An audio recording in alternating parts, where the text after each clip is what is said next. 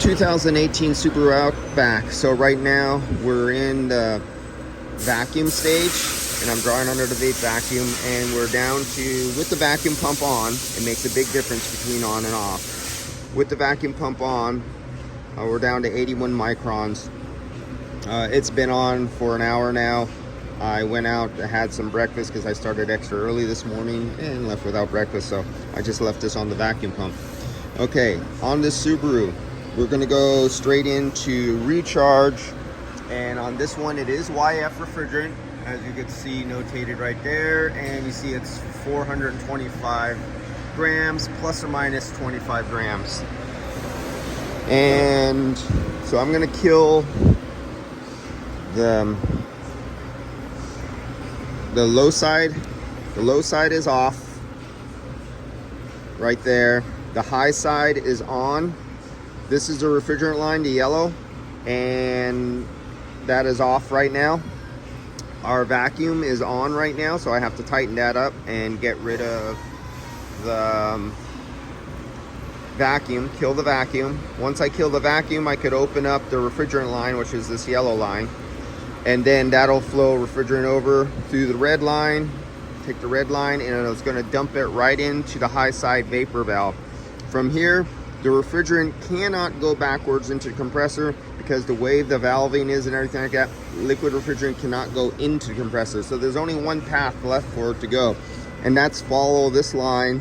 That is the inlet of the condenser to go at the top of the condenser and fill partial. It'll go down the first pass, it'll make its flow across. If I could come over to a condenser to show you really good. So here's one where it comes over and we can see the condenser, and it comes in here at the top. Now if we look at this top right here, there's a little section. Let's see if I can see it. Do you see where my line is right there? You see that little notch, that little piece of silver right there? You see that thing right there? That right there internally is where this is a plate, and refrigerant cannot go down anymore. So it has to go in this direction over here and then drop down. Then there'll be another plate. So where this hot gas vapor comes through, it has to fill up this header. This header gets filled up, or a manifold, whatever terminology you want to use. And then through all these tubes, that hot gas has to make a pass and go all the way to the other side. Then it goes further down and it drops till you see the next block mark. And that is located right there.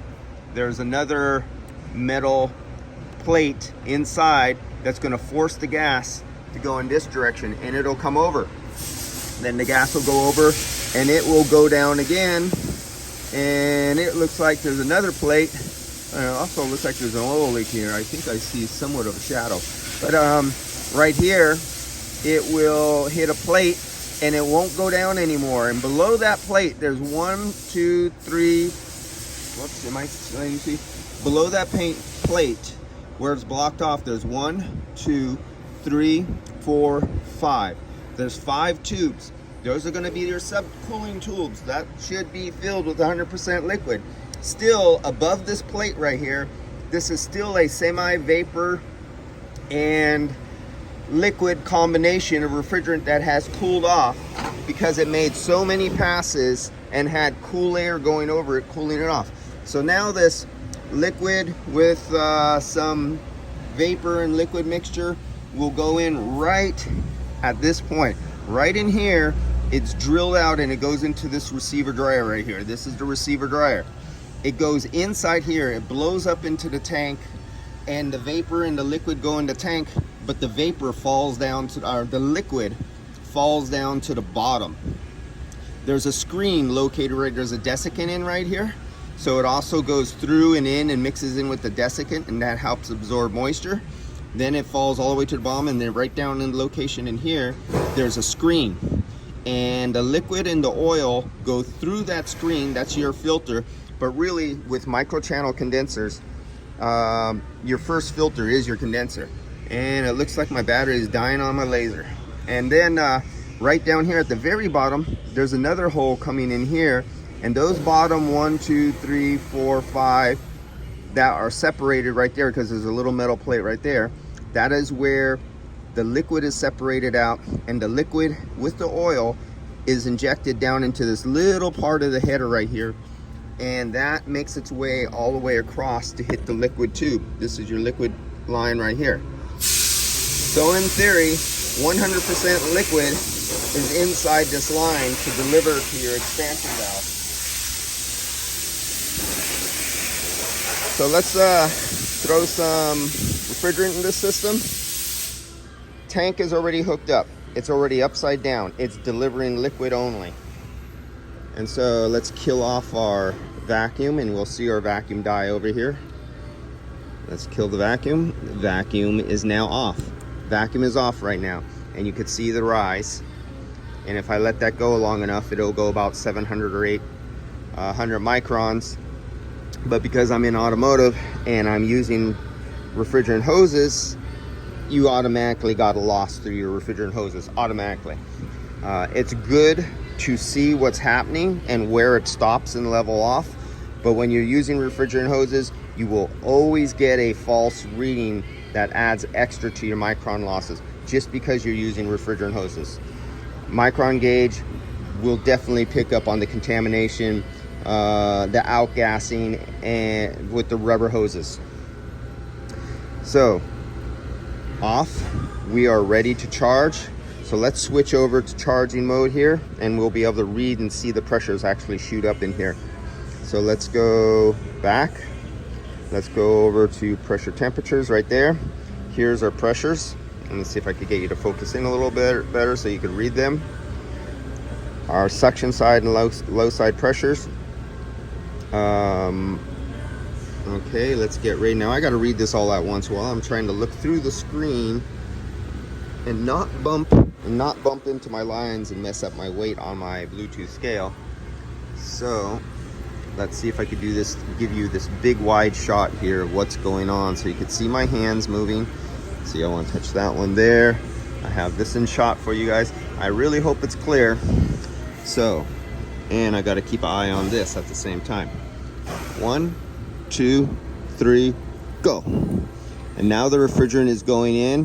100, approaching 200, 300, and we're getting there. I'm going to start choking it off at the valve over here. Okay, choked it off a little early. Let's get it back in there. Boom, boom, right there. 425 plus or minus, what did it say, 25? I'll live with that.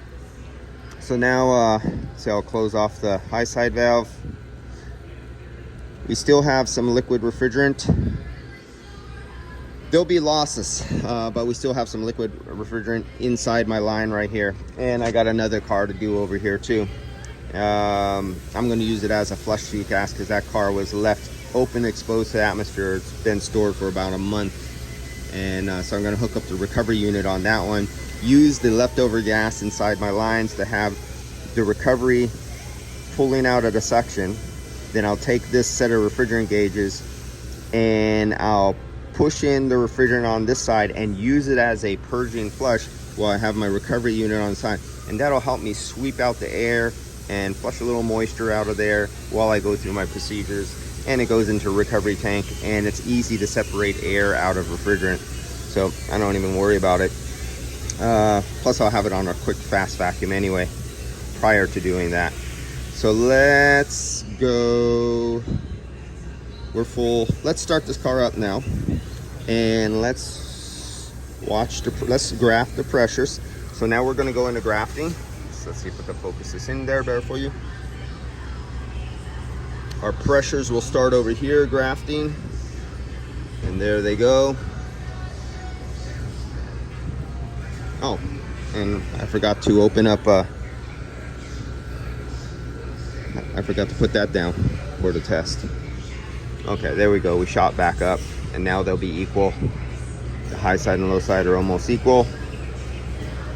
So now when I hit the button to start the engine and the engine engages, now remember, this is a variable displacement compressor. This is not a fixed piston. This clutch and this pulley and the shaft of the compressor are spinning all the time, never stop. And they are modulated by this little valve right here. This is your actuator solenoid valve that actually determines the displacement of the compressor. So let's go sit down with this in our lap inside from the comfort of our car. There's no discomfort out here. There's no sun, so I'm comfortable. Let's get this somewhere we could set this so we could look at it when we start it up. And I think we're ready to go. Yeah, we're good. All right. Keep an eye right here. You're going to see the low side shoot down. You're going to see the high side shoot up as it goes into startup. That's if I have, I want to see if I have everything. I didn't start it. I just want to see what was that. Let's max the hell out of this thing. Max on. Oh, it doesn't want to give me. Oh, there we go. I want it max temperature, but I don't want max recycle. I want to get the outside air. Let's go there. Sync, auto, low, sync, maximum air. And we might actually see a pressure change here with this air blowing. I might not be hot enough to make a change. So sometimes just blowing air over the evaporator on a hot day, if the engine was hot, you would see the low side pressure start to go up because hot air is blowing over the evaporator, heating up the refrigerant, making it expand, which is not happening right now. I see AC on. Okay, now it's ready to start the engine, so we can start. There we go. The engine has started, and it just sent the signal to the compressor, and you can see the high side and the low side take off. Here's the 120 mark. It's going up. We're approaching 30. I'm trying not to get the, I can see I have the camera light hitting the glass and glaring back. I'm trying to get it out of there, but at the same time let you see everything. So this is proving that the displacement valve, the actuator solenoid, is kicking it on. You can actually see the steps that it takes as it notches up. It's not linear, like a nice smooth graft from an old-fashioned piston-driven fixed displacement compressor. And now we're leveling out, and we're leveling out at 21 psi. If the camera will focus there, will it focus? Let's see. There we go. 21 psi down there, and at the top we are 168 psi up there. Let's go back. Right now, here's the temperatures out of the dash. Here's where we're taking the temperature from. It's very cool outside, as you can see, 67 degrees.